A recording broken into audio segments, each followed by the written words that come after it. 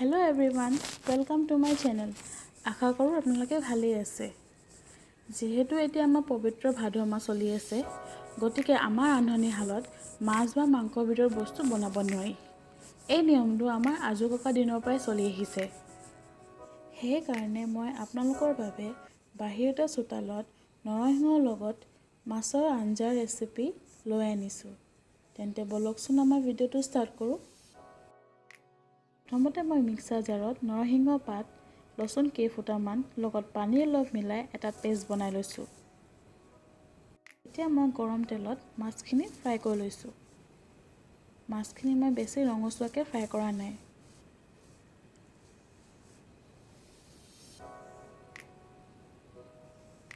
মাছ fry কৰা তেলখিনিতে মই কাটি থোৱা নহৰু আৰু পিঁয়াজ দি লৈছোঁ।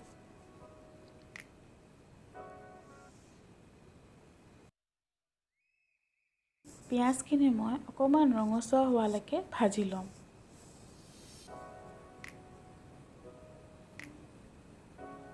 পিঁয়াজখিনি ৰঙচুৱা হৈ যোৱাত মই নৰসিংহ পেষ্টখিনি পিঁয়াজখিনিৰ ওপৰত দি লৈছোঁ।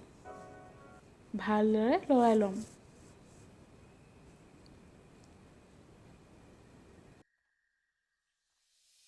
এতিয়া মই মিশ্ৰণখিনি কেঁচা গোন্ধ নোযোৱালৈকে 2 মিনিটৰ কাৰণে সিজিব দিম।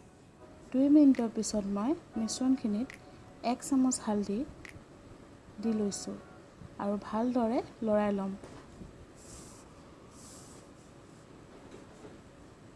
লৰাই লোৱাৰ পিছত এতিয়া মই বইল আলুখিনি মিশ্ৰণখিনিত দি লৈছোঁ।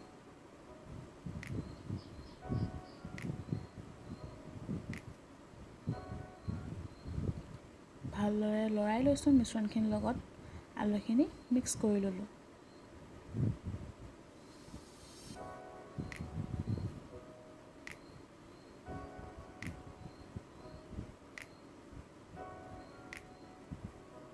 ভালদৰে মিক্স কৰাৰ পিছত মই এইখিনি অলপ দেৰিৰ কাৰণে সিজিব দিম।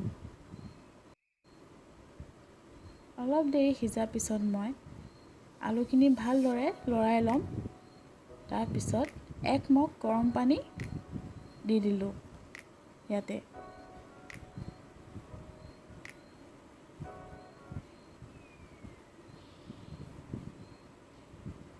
লগতে ইয়াত মই 1 চামুচ নিমখ দি লৈছোঁ। এতিয়া মই এইখিনি অলপ দেৰিৰ কাৰণে উতলিব দিম।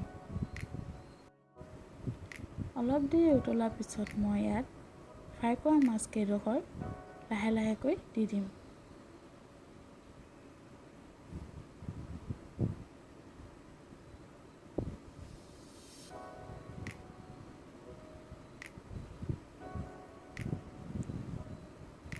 মাছকেইডোখৰ দিয়াৰ পিছত মই অলপ লৰাই পিনি ইয়াতে মই কাটি থোৱা জলকীয়া, বিলাহী আৰু অলপ নেমু চেপি দিছোঁ।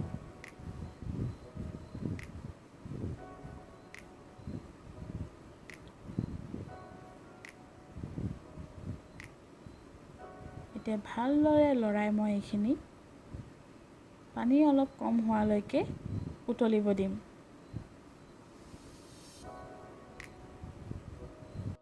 যিহেতু মই ষ্ট'ভত বনাইছিলোঁ, মোৰ অলপ সময় লাগিল পানীখিনি শুকাওঁতে। এতিয়া মই ভালদৰে লৰাই পিনি ষ্ট'ভটো বন্ধ কৰি দিম। মই অলপ জুলীয়াকৈ থৈছোঁ আঞ্জাখিনি।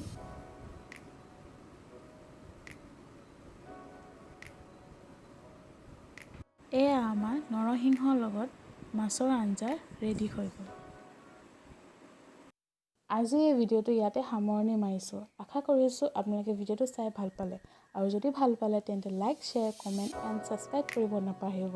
আৰু যদিহে আপুনি মোৰ চেনেলত নতুন তেন্তে চেনেলটো ছাবস্ক্ৰাইব কৰিব নাপাহৰিব। আৰু লগতে বেল আইকনটো ক্লিক কৰি থ'ব যাতে আহিবলগীয়া ভিডিঅ'বোৰৰ আপোনালোকে ন'টিফিকেশ্যন পাই থাকে। Thank U.